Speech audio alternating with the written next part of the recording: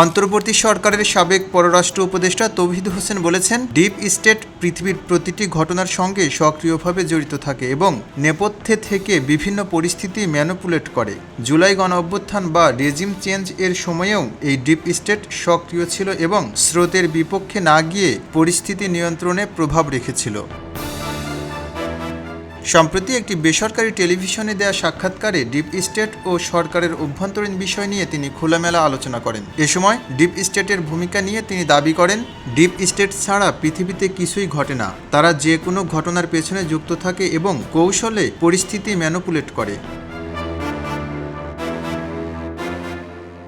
অন্তর্বর্তী সরকারের সময়ে গুরুত্বপূর্ণ সিদ্ধান্তগুলো 7 সদস্যের একটি ক্ষুদ্র চক্র বা কিচেন ক্যাবিনেট নিত এবং তারা প্রতি মঙ্গলবার যমুনায় সাবেক প্রধান উপদেষ্টা ডক্টর মোহাম্মদ ইউনূসের সঙ্গে নিয়মিত বৈঠক করতেন। এই কর্মকাণ্ডে হতাশা জানিয়ে তিনি বলেন, কিচেন ক্যাবিনেটের সদস্যদের অনেকেরই কোনো নির্দিষ্ট বিষয়ে দক্ষতা ছিল না। তা সত্ত্বেও তাদের মতামতকে উচ্চ পর্যায়ে যথেষ্ট গুরুত্ব দেওয়া হতো। এসব অদক্ষতা এবং অভ্যন্তরীণ জটিলতার কারণে তিনি বিব্রত বোধ করতেন।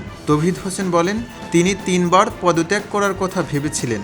অন্তর্বর্তী সরকারের সময়ে নিজের প্রত্যাশার একটা বড় অংশই পূরণ হয়নি বলে জানান সাবেক এই পররাষ্ট্র উপদেষ্টা। তিনি বলেন, কোনো এক উপলক্ষে কিচেন ক্যাবিনেটের এক বৈঠকে আমাকে যমুনায় যেতে হয়েছিল। পরে আমি জেনেছি যে প্রতি মঙ্গলবার তারা বৈঠকে বসেন, সিদ্ধান্ত নেন কেউ কেউ। এ ধরনের কথাবার্তা শোনা যেত, আমার কানেও আসতো, কিন্তু এর বাইরে আসলে আমার জানা ছিল না যে এরকম একেবারে একটা গ্রুপ আছে যারা সিদ্ধান্ত নেওয়ার জন্য নিয়মিত বসেন।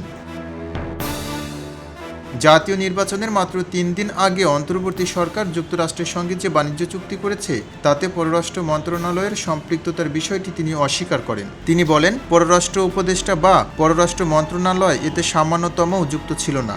এটাতে যুক্ত ছিল বাণিজ্য মন্ত্রণালয় এবং জাতীয় নিরাপত্তা উপদেষ্টা। কোনো কারণ হয়তো ছিল এর পেছনে, যে জন্য আমরা বাধ্য হয়েছিলাম। কোনো বাধ্যবাধকতা না থাকলে সই করার বিষয়টা নির্বাচিত সরকারের উপর ছেড়ে দেয়াই যথাযথ হতো।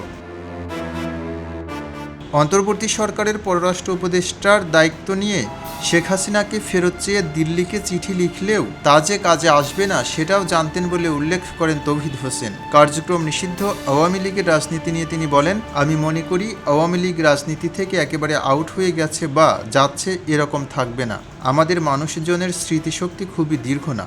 আমি মনে করি, বিশ্বাস করি যে তারা রাজনীতিতে ফিরে আসবে এবং আমার অনুমান আগামী নির্বাচনে তারা অংশ নেবে। বিএনপি সরকার নিয়ে এখনই মূল্যায়ন করতে নারাজ এই কূটনৈতিক। তবে তিনি বলেন, যুক্তরাষ্ট্র, চীন, ভারতকে সামলানোই তারেক রহমানের বড় চ্যালেঞ্জ। খবরের কাগজ, নিখাত, নির্ভীক, নিরপেক্ষ।